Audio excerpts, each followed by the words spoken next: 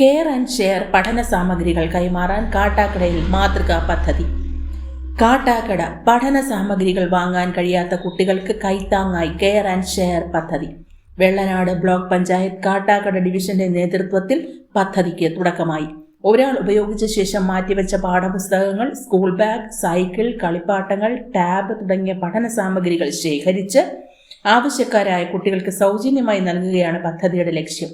കുട്ടികളുടെ പഠനം ഒരു കാരണവശാലും തടസ്സപ്പെടരുത്. ഒരാൾക്ക് ഉപയോഗം കഴിഞ്ഞ സാധനങ്ങൾ മറ്റൊരു കുട്ടിക്ക് വലിയ സഹായമാകും. ഇല്ലായ്മയിൽ കഴിയുന്ന കുട്ടികൾക്ക് ഇത് വലിയ കരുതലാകുമെന്ന് ബ്ലോക്ക് പഞ്ചായത്ത് അംഗം അനുഷ്മ ബഷീർ പറഞ്ഞു. നമസ്കാരം, അനുഷ്മയാണ്, കാട്ടാക്കട ബ്ലോക്ക് ഡിവിഷൻ അംഗം. നമ്മുടെ കെയർ ആൻഡ് ഷെയർ എന്ന് പറയുന്ന പദ്ധതി ഈ 27 വൈകുന്നേരം 5 മണി വരെയാണ് നമ്മൾ പഠന ഉപകരണങ്ങൾ, അതുപോലെ കുട്ടികൾക്ക് ഉപയോഗിക്കാൻ ആവശ്യമായ ഫർണിച്ചറുകൾ, ഇലക്ട്രിക് സാധനങ്ങളൊക്കെ നമ്മൾ ശേഖരിക്കുന്നത്.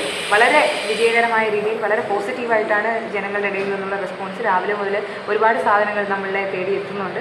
അതുപോലെ തന്നെ പലരും പേര് വെളിപ്പെടുത്തരുത് എന്ന് പറഞ്ഞുകൊണ്ട് കൃത്യമായും ഫർണിച്ചറുകളും മറ്റും അർഹമായ ഇടങ്ങളിലേക്ക് കൊണ്ടെത്തിച്ചിട്ടുണ്ട്. അതുപോലെ തന്നെ പുതിയ പുതിയ തുണിത്തരങ്ങൾ, അങ്ങനെ എന്തുകൊണ്ടും വളരെ നല്ല പോസിറ്റീവ് റെസ്പോൺസിലാണ് ഈ പരിപാടി പോയിക്കൊണ്ടിരിക്കുന്നത്. പ്രത്യേകിച്ച് ഇതിൽ സഹകരിച്ചുകൊണ്ടിരിക്കുന്ന എല്ലാവർക്കും എൻ്റെ ഹൃദയത്തിൻ്റെ ഭാഷയിൽ നന്ദി പറയുന്നു. അതോടൊപ്പം ഞാൻ വീണ്ടും നിങ്ങളോട് അഭ്യർത്ഥിക്കുകയാണ്, ഇത് 27-ാം തീയതി വരെയാണ്. ദയവായി ഈ പരിപാടിയിൽ നിങ്ങൾ പങ്കുകൊള്ളണം. നിങ്ങളുടെ വീടുകളിൽ പുനരുപയോഗിക്കാൻ ആവശ്യമായ വിദ്യാർത്ഥികളുടെ സാധനങ്ങളായിക്കോട്ടെ, അതുപോലെ തന്നെ മിക്ക ആൾക്കാരും പുതിയ സാധനങ്ങളാണ് നമ്മളിലേക്ക് കൊണ്ടുവരുന്നത്.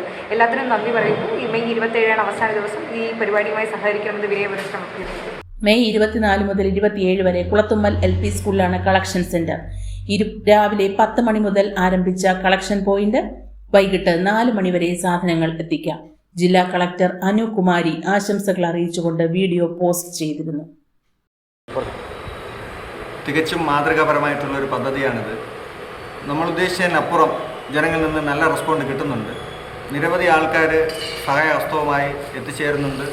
നിരവധി സാധനങ്ങൾ, പുതിയതും പഴയതുമായിട്ടുള്ള സാധനങ്ങൾ എത്തിച്ച് നൽകുന്നുണ്ട്. ഇത് സാധാരണക്കാരിൽ ലഭ്യമാക്കാൻ വേണ്ടി നമ്മൾ ശ്രമിക്കുന്നുണ്ട്. ഇന്ന് കുറച്ച് പേരൊക്കെ വിളിച്ച് സംസാരിക്കുന്നുണ്ട്. ഇതെങ്ങനെയാണ് തിരിച്ച് നമ്മൾ ജനങ്ങളിൽ എത്തിക്കുന്ന എന്നുള്ളത് തിരിച്ച് സംസാരിച്ചു. അപ്പോൾ നമ്മൾ 4 ദിവസം പറഞ്ഞിട്ടുണ്ട്. 4 ദിവസത്തിന് ശേഷം അത് വേണ്ട രീതിയിൽ സാധാരണക്കാരിലും പാവപ്പെട്ട കുട്ടികളിൽ എത്തിക്കുന്നതായിരിക്കും.